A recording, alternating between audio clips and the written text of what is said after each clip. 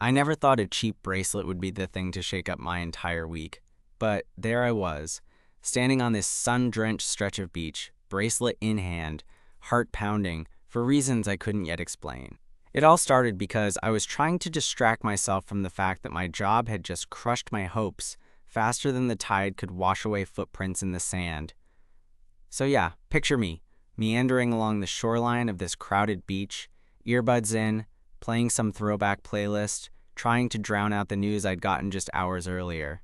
I'd been laid off, and suddenly the future felt about as stable as the sand slipping under my feet. I wasn't here on vacation or anything fancy, just needed to get out, clear my head, and maybe figure out what to do next. That's when I noticed him.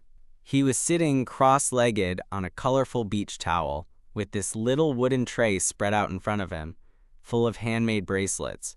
Not the kind you'd find at a mall kiosk, but these looked genuine. Woven threads, little charms, real attention to detail. His skin was sun-kissed, hair tousled from the salty breeze, and his eyes had this quiet kind of spark, like he knew something I didn't. I caught him watching me for a second, and I admit, I felt awkward, like I'd just been caught staring. I kept walking, telling myself I wasn't in the market for a bracelet I didn't need.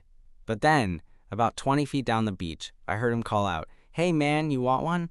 You want one? I'll give you one for free." His voice was low but friendly, and it cut through the noise of the crashing waves and chatter around us. I stopped, turned back, and honestly, I don't know why, but I walked over. He smiled, and there was this easy confidence about him that felt weirdly comforting. "I'm Leo," he said, holding out a bracelet made of dark blue threads braided tightly with a single silver anchor charm. "For luck." I laughed a little, taking it. "I'm not sure I need luck right now." "Just got laid off." "Then maybe you do," Leo said, eyes locking with mine for a moment longer than I expected. I wanted to walk away, keep my problems to myself, but instead I sat down next to him on the towel. And just like that, the bracelet wasn't just a piece of string around my wrist. It was a thread pulling me into something new, something unknown. That first moment with him, I had no idea it was the start of something that would turn my whole world upside down. But standing there on that sunlit beach, with the salt air in my lungs and Leo's easy smile staring back at me, I felt something shift. Like maybe, just maybe, the worst part was over. We sat there for a few minutes, just watching the waves roll in and out, the noise of the beach settling into a comfortable background hum. Leo didn't seem like the kind of guy who needed to talk to strangers, but he was talking now, and I was actually listening. So, he said, "What kind of job did you lose?" I hesitated, then shrugged. I was a graphic designer. Mostly freelance stuff, but there was this one company I was hoping to get full-time with. They decided not to renew my contract last week. He nodded, like he understood more than I expected. That pleased mess. But hey, freelance means you're your own boss, right? Could be worse. Yeah, except sometimes being your own boss means you're your own worst enemy. I laughed, but it felt hollow. Leo smiled softly. True, but I bet you're better at this than you think. Maybe you just need a break. I looked at him more closely, realizing there was something genuine behind that smile. Like he actually cared, not just some guy trying to sell bracelets on a beach. "What about you?" I asked. "Are you just passing the time here, or is this your thing, selling bracelets on the beach?" He shrugged, picking up another bracelet from the tray. "I guess it's my way of making a living while I figure out what I want to do next. I'm a bit of a wanderer. I paint sometimes, but the bracelet business helps pay the bills." I raised an eyebrow. "Painter and bracelet maker? Sounds like you're living some kind of indie dream," he chuckled. "I wish." "It's more like scraping by and hoping the next wave brings something better." I felt an odd kinship with him.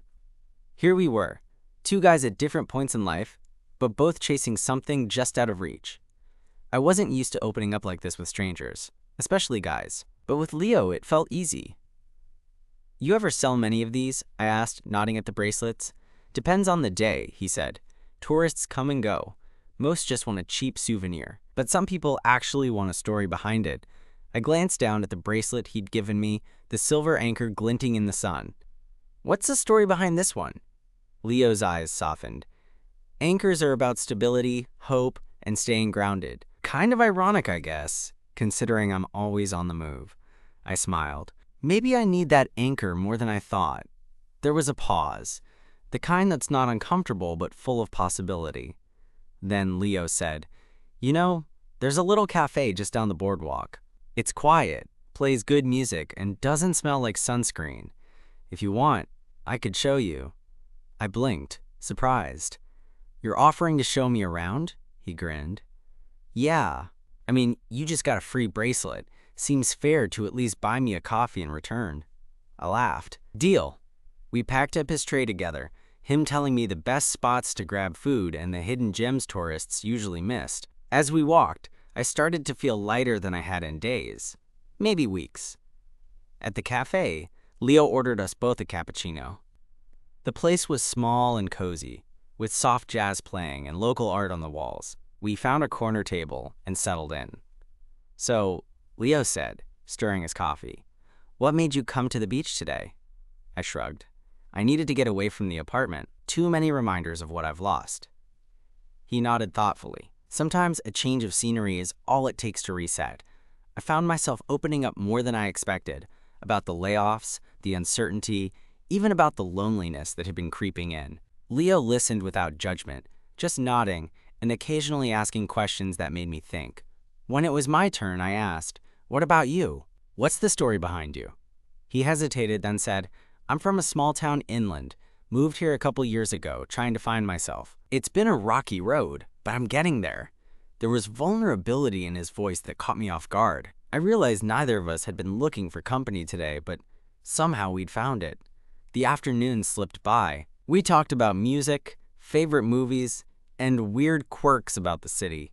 I learned that Leo had a wicked sense of humor and a surprisingly encyclopedic knowledge of 80s rock bands. By the time the sun started dipping lower, casting long shadows across the cafe floor, I felt a connection that I hadn't expected to find in a random encounter on a beach. As we stepped back outside, Leo looked at me with a quiet smile. "Same time tomorrow, I'll have a new batch of bracelets." I felt that familiar flutter again, the one that told me this was more than just about bracelets or bad days. "Yeah," I said, "I'd like that." Walking away from the cafe, bracelet still on my wrist, I couldn't help but wonder if sometimes the universe just knows when you need a little anchor, even if it comes wrapped in braided thread and the smile of a stranger. I showed up the next afternoon just like I said I would, wondering if Leo would even remember me, or if I was just one of those forgettable faces who wandered his way every now and then. But there he was, spreading out his little tray again, the colors of the bracelets catching the sunlight like tiny promises. When he saw me, his face lit up. "Hey, back for more bad jokes and questionable fashion accessories?" I laughed, feeling a little lighter already. "You mean the bracelets? I'm hooked." He handed me a new one, this time a deep green with a tiny carved leaf charm. "For growth," he said with a wink. I looked at it and then at him, realizing suddenly how much meaning people could pack into something so small. "You're really good at this." I've had practice," he said. "But honestly, it's not just about selling bracelets. I like the conversations. The people." We fell into an easy rhythm, sitting on the sand as the sun warmed our backs, talking about everything and nothing. He told me about his childhood, about the small town he'd left behind, about the art he was still figuring out how to make a living from. I told him about the messy city life, the challenges of being creative, but also practical. At one point, he asked, "So what's your plan now, after the layoff?" I shrugged. "Honestly, no clue. I've been applying to a few places, but it's tough. I keep thinking maybe I should just take some time off, do something different, like actually live for a bit." He nodded thoughtfully. "Sometimes you have to stop chasing and just be. That's when things find you." I wasn't sure if I believed it yet, but hearing it from him made it sound less like a cliché and more like a possibility. As the afternoon slipped away, I realized I didn't want to leave. Not just because the bracelets were cool or the beach was nice, but because Leo made me feel like maybe, just maybe, The next chapter wasn't going to be as bleak as I'd imagined. Do you want to grab dinner later? I almost didn't say it, but the words spilled out before I could stop them. He looked surprised, and then smiled. I'd like that. We found a small taco place down the street, the kind of hole-in-the-wall joint that smelled like spices and grilled meat and good times. We talked over tacos and beer, the city lights flickering around us as the night grew cooler. At one point, Leo reached across the table and brushed a stray hair back from my forehead. The touch was light but electric, and I caught my breath. "Sorry," he said, a little embarrassed. "I don't usually do that." I smiled, feeling my face flush. "It's okay. I like it." We spent the rest of the night wandering back through the streets, talking about music and books and whatever popped into our heads. Somehow, I felt like I'd known him longer than just a day. When we finally said goodnight, he paused for a moment and said, "Thanks for coming back. It means more than you know." "Me too," I said honestly. That night, I kept my new bracelet on my wrist, tracing the little leaf charm as I thought about how strange and wonderful life could be sometimes. The days after that formed a kind of routine. I'd meet Leo on the beach. We'd talk and laugh and share stories. Sometimes we'd grab coffee. Sometimes we'd just sit in silence, watching the waves. One evening, as the sun dipped below the horizon and painted the sky in shades of pink and orange, Leo surprised me. He pulled out a small sketchbook and showed me a drawing he'd done of the beach. The way the light hit the water, the shapes of the clouds, the way people moved in and out of the frame. "It's not great," he said, but I could see the tenderness in every line. I shook my head. "It's beautiful," he smiled shyly. "Thanks. I've been trying to find a way to make my art feel real, like it actually means something." I looked at him then, really looked, and realized how much he'd opened up in such a short time. It hit me that maybe this bracelet wasn't just a symbol of luck or growth, but of something deeper: trust. One night, after a few weeks of this unfolding thing between us, I found myself nervously texting him, "Hey, want to hang out after work tomorrow?" He replied almost immediately, "Definitely." When I got there, he was waiting by the shore, the bracelet tray tucked away. Instead, he had a small picnic blanket and a couple of takeaway coffees. We sat close, toes digging into the cool sand, the city skyline shimmering behind us. We talked about hopes and fears, the kind of stuff people usually keep to themselves. Then he asked me, "Are you scared?" I blinked. "Scared? Of what?" "Of this," he said, gesturing between us. "Of letting someone in, of starting over." I thought about it. The answer was yes, absolutely. But I also knew that sitting here with him, wrapped in the fading light, I wanted to take the risk. "Yeah," I admitted, "but maybe that's okay." He smiled, and for the first time, I saw the softness in his eyes wasn't just for me. It was for himself, too. That night, as we walked back under the stars, I realized that sometimes the best things in life come from the most unexpected places. A bracelet, a smile, a guy selling trinkets on the beach who gives you something way more valuable than just a piece of jewelry. After that night, things between Leo and me started to feel real in a way I hadn't expected. Not in the let's make it Instagram official way or anything flashy, but quiet and solid, like the kind of connection that settles in when you let your guard down just enough to see someone in all their messy, beautiful humanity. We kept meeting on the beach most afternoons, but our conversations deepened. Leo talked more about his art, showing me little sketches and paintings that were raw and honest. I found myself opening up about my own creative frustrations, the pressure of trying to make things perfect when I wasn't even sure what perfect looked like anymore. One afternoon, we ended up sitting on a big driftwood log that jutted out over the sand. The tide was low, and the ocean stretched out calm and endless ahead of us. Leo was fiddling with a bracelet he'd been working on, weaving threads between his fingers with a practiced ease. "You ever think about just leaving?" I asked, watching the way the sunlight caught the silver charms on his bracelets. "Sometimes," he said, not looking up. "There's a part of me that wants to pack everything and just disappear for a while. Start fresh somewhere nobody knows me." I nodded, feeling that restless pull myself. The city had started feeling smaller these days, like walls closing in, the job loss, the uncertainty. It was like a storm I couldn't outrun. But then, Leo continued, I remember that no matter where I go, I bring myself with me. So it's not really about the place. It's about figuring out who I am when I'm not running. I stared at him, surprised by the clarity in his voice. It was the kind of insight you don't expect from a guy selling bracelets on the beach. But then again, Leo was full of surprises. I'm trying to figure that out too, I said quietly. He smiled, and there was a tenderness in his eyes that made my chest tighten. Maybe we can figure it out together. I didn't say anything. Words felt too clumsy, but I reached out and took his hand.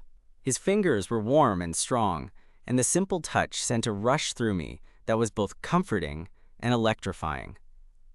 The days passed like that, a mix of laughter, quiet talks, and stolen moments. One evening, we went to a small rooftop bar that overlooked the city. The lights below twinkled like stars, and for a moment, the world felt endless. We shared a bottle of cheap wine and talked about the kind of futures we dreamed of, the ones that felt just out of reach but still worth chasing. I want to open a gallery someday, Leo said, his voice soft but sure. A place for artists who don't fit the mold. A space where people like me can belong. I could see the fire in his eyes, the kind that comes from holding onto a dream, no matter how many times life tries to snuff it out. What about you? He asked. What's your dream? I hesitated. For so long, I'd been too afraid to admit what I really wanted. Stability, sure, but also something more. Something real. I want to create, I said finally. Not just designs for clients who don't get it, but things that matter. Stories. Images that speak to people. Leo smiled, reaching across the table to squeeze my hand. Then you're already on the right path. That night, walking home under the city lights, I realized that meeting Leo wasn't just a random twist of fate. It was a turning point. He had given me more than a bracelet. He'd given me hope.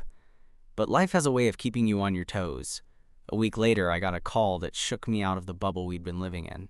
The company I'd applied to months ago, one I'd almost written off, offered me the job, full-time, with benefits, and enough stability to finally breathe. I was thrilled, of course. But when I told Leo, I saw the flicker in his eyes, a mix of happiness and something else, maybe fear or uncertainty. It's great, he said quickly. I'm proud of you. But I could tell there was more beneath the surface. That night we sat on the beach again, the sky dark and full of stars. Are you okay? I asked. He sighed, running a hand through his hair. I'm scared, man. Scared that this means you're moving on, that this changes things between us. I reached for his hand. Nothing's changing. You're important to me.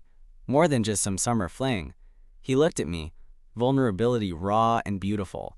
I want this too. But sometimes it feels like life keeps throwing curveballs just when you think you have a grip. I pulled him close, letting the sound of the ocean fill the space between us. We'll figure it out, together, and maybe that was the real anchor, the one we'd been looking for all along. Not a charm or a bracelet, but a promise to hold on, no matter what came next. The weeks after I got the job offer were a mix of excitement and nervousness, and honestly, a bit of awkwardness between Leo and me. I was thrilled to have steady income again, but the new schedule meant less time on the beach, fewer chance encounters, and the easy, spontaneous vibe that had blossomed between us. That first day at the new job, I kept checking my phone, half hoping for a text from Leo. Something casual, a joke, a plan to meet up. But there was nothing. Not even a good luck. The silence gnawed at me more than I expected.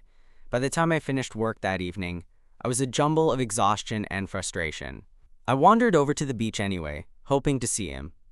The sun was setting, painting everything golden, but the spot where Leo usually sold his bracelets was empty. The empty towel and wooden tray made the place feel hollow, like a missing piece. I sat on the sand, fingers tracing the green bracelet with the leaf charm. My mind raced with questions. Was this the end? Did the job mean I was moving on from him too? Or had things already shifted without me noticing? Just as the last light disappeared, I heard footsteps crunching on the sand behind me. Hey! Leo's voice broke the silence, soft but steady. I looked up, relief flooding in. He sat down beside me, the breeze tousling his hair like always. Sorry I've been MIA, he said, avoiding my eyes. I've been trying to figure things out. I nodded, understanding more than I could say. Me too. We sat in silence for a while. the ocean whispering its steady song. "I don't want this to end," he said finally, voice low. "But I'm scared I'm holding you back. With your new job, your life's moving forward, and I'm still here, selling bracelets on the beach." I turned to him, searching his face. "Leo, you're not holding me back. You've been the one thing that's kept me grounded when everything else felt like chaos." He smiled, that shy, genuine smile that made me forget all the worries. "I guess I just needed to hear that," he said. From that night on, we made a pact. No matter how busy life got, we'd find our way back to each other. It wasn't always easy. There were late nights, missed calls, and moments where I wondered if the distance between my world and his was growing too wide. But every weekend, I found myself back at the beach, watching for the familiar spot where he'd set up his tray. Sometimes he was there, sometimes not. When he was, we'd talk for hours, catching up, sharing dreams and doubts. One Saturday, as the sun slipped behind the horizon, Leo surprised me with something new.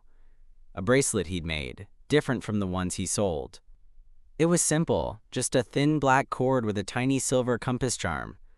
"For direction," he said, fastening it on my wrist. I caught his gaze. "You're full of symbols, huh?" He laughed.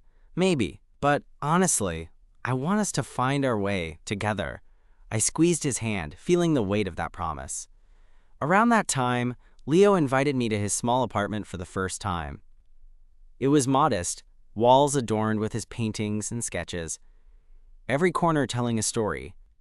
The place smelled faintly of paint and sea salt. We cooked dinner together, terrible at cooking, but hilarious, and shared a bottle of wine on his tiny balcony overlooking the city. The night felt intimate and real, no pretense, just two people carving out a space for each other. That's when I realized how much he'd become a part of my life. Not just my beach buddy, but someone I wanted to build something with. But life, as it tends to do, threw another curveball. One afternoon, Leo called me, voice trembling. He'd gotten some news about his art. A small gallery was interested in giving him a show, but it meant moving across the country for a few months. I sat on the edge of my bed, heart pounding. This was huge for him, the opportunity he'd talked about for years. "I don't want to lose you," he said, his voice breaking. I took a deep breath. "You won't lose me. I want you to go. This is your dream." "But what about us?" he asked. "We'll make it work." I promised, though the uncertainty loomed large. The next few weeks were a whirlwind. Packing, planning, goodbyes.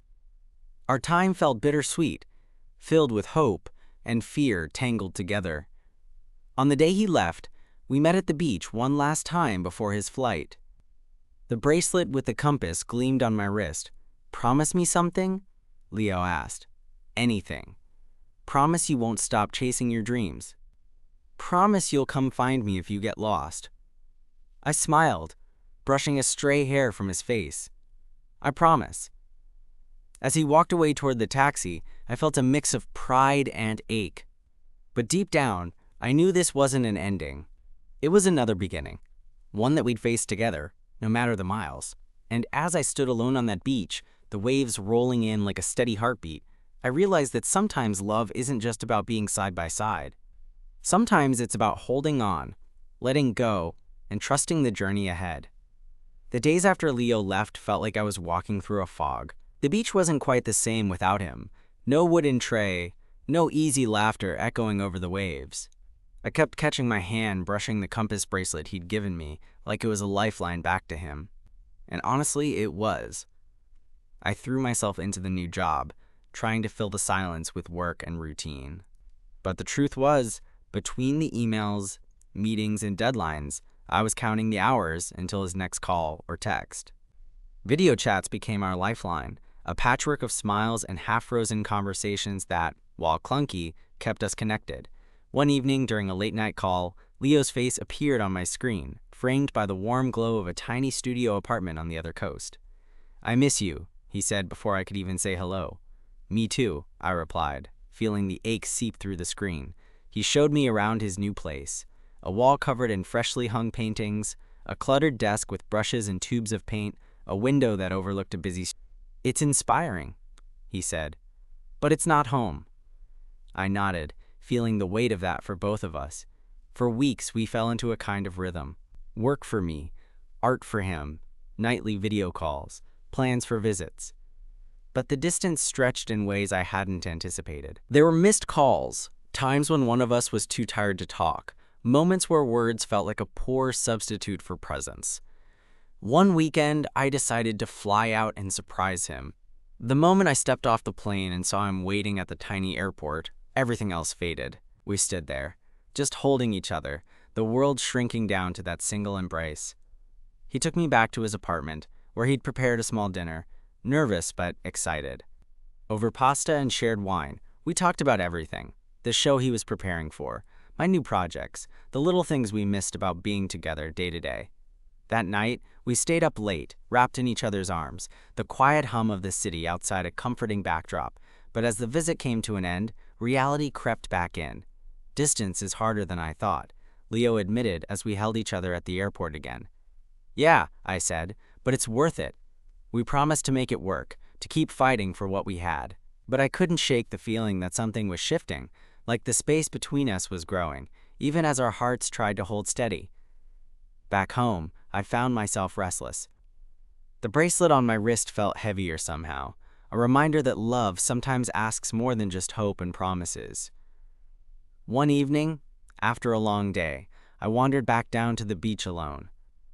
The sky was a canvas of stars, and the waves whispered secrets I couldn't quite hear. I sat on the driftwood log where Leo and I had spent so many afternoons, fingers tracing the compass charm. Suddenly, my phone buzzed. His name flashed on the screen. Hey, he said, voice soft but distant. Hey, I replied. We talked for a while, but there was a tension in his words that I couldn't ignore. Can I be honest? He asked. Always. I'm scared. Scared this isn't going to work. That the distance is going to win. I swallowed hard, feeling a knot tighten. Me too, I admitted. But I don't want to give up on us. There was a long pause. Maybe we need to figure out what us means now, he said finally. That night, I realized that love isn't just about holding on. It's about adapting, growing, and sometimes making hard choices. Over the next few weeks, our conversations became more serious. We talked about moving closer, about the practicalities and sacrifices involved. For the first time, we started to picture a future that wasn't just two separate lives connected by screens and weekend visits. One chilly Sunday morning, Leo surprised me with a plane ticket. Come visit, he said, eyes hopeful. I hesitated, then smiled. I'm coming. As I booked my flight, I felt a flicker of excitement mixed with fear. We were stepping into unknown territory, but maybe that was the point. When I arrived, Leo met me at the airport, and this time, instead of going back to his studio apartment, we drove to a small, sunlit house he'd rented for a few months, a place with a tiny garden and a blank wall that begged for color. This is it, he said. A fresh start. We spent the next days painting, cooking, and dreaming aloud. It wasn't perfect. There were disagreements, moments of doubt, but there was something raw and real about building a life together, brick by brick. One evening, as we sat on the porch watching the sunset, Leo took my hand and said, I'm glad you came. Me too, I said. This feels like home. He squeezed my hand, eyes shining with something I hadn't seen before. Hope, certainty, love. And in that moment, with the sky burning pink and orange, I knew that no matter where life took us, we'd face it together, with open hearts, messy hands, and a compass to guide us home. That small house with the sunlit porch became our little world. It wasn't perfect. There were mornings when coffee spilled over kitchen counters and evenings when we argued about paint colors or what movie to watch. But it was ours, built from honest moments and the messy, beautiful process of figuring each other out. One night, after a long day of painting a mural on that blank wall, a swirling mix of ocean blues and leafy greens inspired by the bracelets Leo used to make, we collapsed onto the porch swing, exhausted and laughing. The sky was a deep velvet, dotted with early stars. Leo turned to me, brushing a stray lock of hair from my forehead, the same way he did that first night. You know, he said quietly, I wasn't sure if this would work. The distance, the uncertainty. I nodded. Neither was I. But, he continued, Finding you in all the chaos made me realize something important. It's not about where we are or how perfect things look. It's about who's next to you when it feels like the world is shifting. I smiled, feeling that same warmth I'd felt months ago on the beach, only deeper now. Yeah, it's about the person, not the place. He squeezed my hand gently. Thank you for taking this chance with me. I looked out at the mural, our ocean with its anchors and leaves woven in colors, and realized that the bracelet I still wore wasn't just a charm. It was a symbol of everything we'd been through. The hope, the growth, the direction we'd found in each other. I'm glad I didn't walk away when you gave me that first bracelet for free, I said, voice soft but steady. Leo smiled, that easy, genuine smile that had drawn me in from the start. Me too. We sat there a while longer, wrapped in the quiet comfort of a love that felt earned, steady, and real. No grand gestures, no sweeping declarations, just two people choosing each day to keep building, keep trusting, keep loving. And in that simple, honest moment, I understood what I'd been searching for all along. Not luck or escape, but connection. The kind that anchors you when everything else feels uncertain. As the night deepened, I leaned into Leo, feeling his heartbeat steady against mine. For the first time in a long time, I felt exactly where I was meant to be,